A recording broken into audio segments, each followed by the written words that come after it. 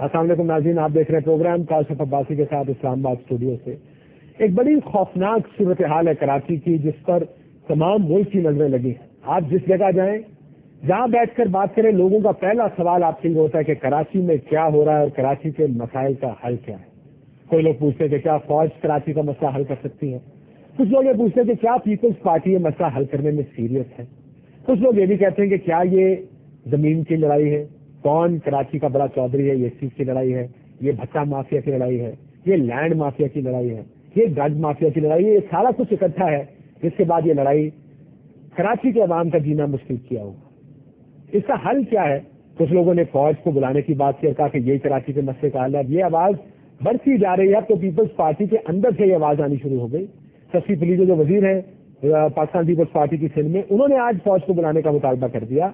فوج نے خود یہ کہہ دیا کہ اگر حکومت چاہے تو ہم ان کی مدد کے لیے آنے کو تیار ہیں۔ یعنی یہ تشویش کا اظہار ہے فوج کا کہ اس سے پہلے کہ حکومت ان سے پوچھے، انہوں نے خود اپنی سروسز حکومت کے لیے سامنے رکھی۔ لیکن اب تک جو بیانات سامنے آئے ہیں، جس وقت ایک طرف اخبار میں اتنا بڑا بیان فوج کا لگا تھا کہ ہم آنے کو اور مسئلے میں اپنا حل، اپنا کردار ادا کرنے کو تیار ہیں، تو ساتھ ہی اوپر تھوڑا سا اوپر کر کے رحمان ملک صاحب کا یہ بیان تھا کہ فوج دہشت گردی کے خلاف لڑ رہی ہے، ابھی کراچی میں ہم کو بلانے کی ضرورت نہیں ہے۔ وزیر اعظم صاحب نے کہا کہ فوجی آپریشن کسی مسئلے کا حل نہیں ہے۔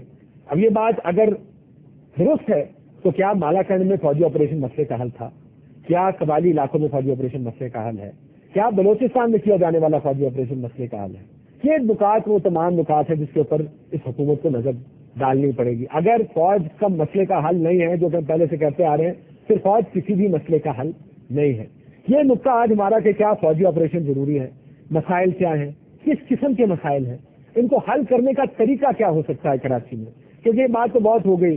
کوئی ایک پہ الزام لگائے گا، آج پیپلز پارٹی کو پر الزام لگایا، ایم کیو ایم نے ہڑتال کا اعلان کیا، یہ کہا کہ پیپلز پارٹی کے چند عناصر دہشت گردی کی حمایت کر رہے ہیں۔ پیپلز پارٹی سے پہلے ایم کیو ایم اور این پی، زیادہ تر ایم کیو ایم پہ الزام لگاتے تھے، این پی حکومت کی طرف دیکھ کر کہتی ہے کہ ہمیں اعتماد میں نہیں لیا جاتا، ہم کسی مسئلے کے حل کا حصہ نہیں ہے۔ کیا ہے مسئلے کا حل، اس کا حصہ کیا ہوگا؟ اب تو تمام لوگ اس پر بات شروع کر دی ہے۔ اب تو پنجاب کی جانب سے بھی آواز آ گئی، شہباز شریف صاحب نے کہا کہ فوج بلائی جائے اور اگر ضرورت ہو تو ایکشن کیا جائے۔ تو ہم کوشش کریں گے آج کے پروگرام میں کہ مسئلے کا حل جان سکیں، ڈھونڈ سکیں کراچی کے مسئلے کا۔ ہمارے ساتھ شاہد سید صاحب موجود ہوں گے، عوامی نیشنل پارٹی سندھ کے سربراہ ہیں۔ ہمارے ساتھ عامر لیاقت حسین صاحب موجود ہوں گے، ان سے ہم جاننے کی کوشش کریں گے ان کے خیال میں مسئلے کا حل کیا۔ نوین کبول صاحب موجود ہوں گے جو ممبر قومی اسمبلی ہیں پاکستان پیپلز پارٹی کے، اور ممتاز بھٹو صاحب سے بات کرنے کی کوشش کریں گے اور ان سے جاننے کی کوشش کریں گے کہ مسئلے کا حل ان تمام لوگوں کی نظر میں کیا ہے۔ دیکھ لیتے ہیں چھوٹا سا بریک، کے بعد واپس آئیں گے تو گفتگو کا باقاعدہ آغاز کریں گے۔ آپ کے ساتھ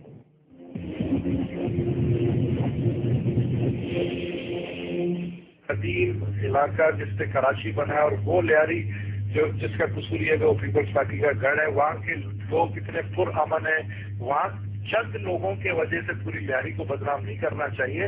میں سمجھتا ہوں کرمنل ہر جگہ موجود ہیں، کرمنل صرف لیاری میں نہیں ہے، کرمنل پوری کراچی میں ہے۔ ہم یہ چاہتے ہیں کہ جن جن کی جماعتوں کے اندر جو کرمنل موجود ہیں، وہ سب سے پہلے اپنی جماعتوں سے ان کو ڈسون کر کے خود اپنے ہاتھوں سے ان کو لا انفورسمنٹ ایجنسیز کے حوالے کریں۔ سر یہ کون کرے گا؟ کرمنل دیکھیں، یہ ابھی جب آپ کہتے ہیں گورنمنٹ، آپ گورنمنٹ کیوں پیپلز پارٹی کو کہتے ہیں؟ صرف پیپلز پارٹی کی تو گورنمنٹ نہیں ہے، کولیشن پارٹنرز ہے، ایک کولیشن گورنمنٹ چل رہی ہے، ہم سب کی ذمہ داری ہے۔ ہمیں صرف کہا جاتا ہے کہ جی پیپلز پارٹی کی ذمہ داری، لیکن کراچی میں جو ہو رہا ہے یہ پیپلز پارٹی تو اس ڈیمیج کو جو ہے کنٹرول کرنے کے لیے پیپلز پارٹی کا پرائم منسٹر بھی پہنچ جاتا ہے وہاں پر، پیپلز پارٹی کا انٹیریئر منسٹر بھی کراچی میں پہنچ جاتا ہے، پریزیڈنٹ صاحب بھی ایک ایک مہینہ جا کے بیٹھ جاتے ہیں تاکہ کراچی کا مسئلہ وہاں حل کرانے کی کوشش کرتے ہیں۔ لیکن کہا جاتا ہے کہ پیپلز پارٹی کی گورنمنٹ الائن کولیشن گورنمنٹ۔ آپ نے آپ کو مثال دوں، لیاری کے اندر لیاری کے لوگ نوجوان بیچارے جو مزدوری کرتے ہیں لیاری کے بعد، وہ لیاری سے باہر نہیں جا سکتے پچھلے ایک ہفتے سے، کیونکہ ان کو خطرہ ہے جیسے لیاری سے باہر نکلتے ہیں تو ان کے شناختی کارڈ چیک کریں گے، اگر وہ لیاری کے تو ان کو مار دیا جاتا ہے۔ اسی طرح دیگر علاقوں میں ہو رہا ہے، تو یہ ایک سول وار ٹائپ والی کیفیت پیدا ہو گئی ہے۔ میں سمجھتا ہوں کہ اس کو کنٹرول کرنا صرف ایک پیپلز پارٹی کی ذمہ داری نہیں ہے، گورنمنٹ کولیشن گورنمنٹ ہے۔ اگر سب جتنے پولیٹیکل پارٹیز یا آپ کے چینل میں بھی دو تین جس کا آپ نے ذکر کیا ہے بیٹھے ہوئے آن بورڈ لیا جائے، ایک بل پیدا کر دیا جائے، یہ بھی کہا جائے کہ ہمارے علاقے میں آپریشن نہیں ہونا چاہیے یا ہمارے لوگوں کے خلاف نہیں. ہم کرمنل ہمارے نہیں ہیں, کرمنلس کسی کے نہیں ہے, کرمنلس کی کوئی پارٹی نہیں ہے, وہ اپنے مفاد سوچتے ہیں. سر یہ پارٹیوں میں کیا کر رہے ہیں نبیل صاحب؟ اگر کرمنل کسی کے نہیں ہے تو سیاسی جماعتوں میں کیا کر رہے ہیں؟ آپ نے کہا کہ کرمنلس کو ہینڈ اوور کر دیں. نبیل گبور صاحب اگر کرمنلس کو ہینڈ اوور کرنا ہے تو پھر مجھے یہ بتائیے کہ کرمنلس پارٹیوں میں موجود ہے تو ہینڈ اوور کریں گے نا, کہیں نہ کہیں تو پروٹیکٹ کر رہا ہے ان کو.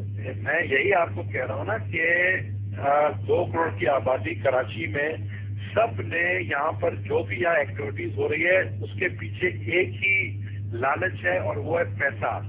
آتے ہیں, لینڈ گریبنگ کرتے ہیں, زمینوں پہ قبضہ کر لیتے ہیں, ٹھیک ہے جی. پولیس کی سرپرستی حاصل ہوتی ہے, پولیس جو ہے وہ پولیٹیسائز ہے. ہر کوئی آتا ہے ہوم منسٹر کو کہتا ہے کہ جی ہمارا ایس ایچ او ہمارے علاقے میں لگا دو. وہ ایس ایچ او کو پتا ہے کہ مجھے سلامی پیش کرنی ہے ان کرمنلز کی, کیونکہ اس علاقے میں اگر law and order situation create ہوگا تو میں سسپینڈ ہو جاؤں گا. تو وہ ان جو کرمنلز ہیں ان کے تھرو لا اینڈ آرڈر کو مینٹین کرانے کی کوشش کرتے ہیں. اب فری فار آل ہو گیا ہے.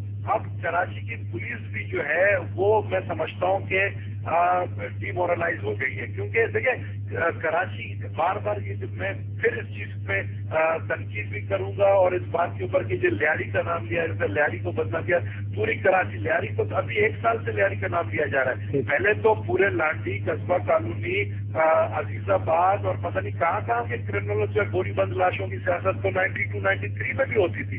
اس کو روکنے کے لیے ہمیں ضروری, بیکاز کراچی اس وقت ٹائم بام ہے. اور آپ کیا سمجھتے ہیں ہماری گورنمنٹ کیا ہمیں احساس نہیں ہے, ہمارے پرائم منسٹر فکر مند نہیں ہے, ہمارے پریزیڈنٹ فکر مند نہیں ہے, ہماری پارٹی کے سر بڑے فکر مند ہیں سر, لیکن مسئلے کا نبیل گبور صاحب فکر مند صاحب ہیں. وہ مجبوری ہے, وہ سیاسی مجبوریاں ہیں. وہ کون سے مجبوریاں ہیں جو سیاسی مجبوریاں جو جب ہم ایکشن کرتے ہیں ایک علاقے میں. ایسا بہت دفعہ ہوا. میں کراچی کا ایم ایل اے ہوں, حالانکہ مجھے لا اینڈ آرڈر کی میٹنگ میں مجھے انٹیریئر منسٹر صاحب نہیں بلاتے, لیکن ابھی 3 دن پہلے جب انٹیریئر منسٹر صاحب رحمان ملک کراچی آئے تو میں ان سے ملا. میں نے کہا کہ گراؤنڈ ریالٹی یہی ہے کہ کرمنلز کے خلاف ایک بھرپور آپریشن ہونا چاہیے, چاہے وہ کسی جماعت سے تعلق رکھتے ہوں, اور ان جماعتوں کو بلا کر کہیں کہ آپ میڈیا میں آ کر کہیں گے اور لسٹ ہم آپ کو دیں گے, یہ آپ کے کرمنلز ہیں جو کرمنلز کراچی کے ہیں,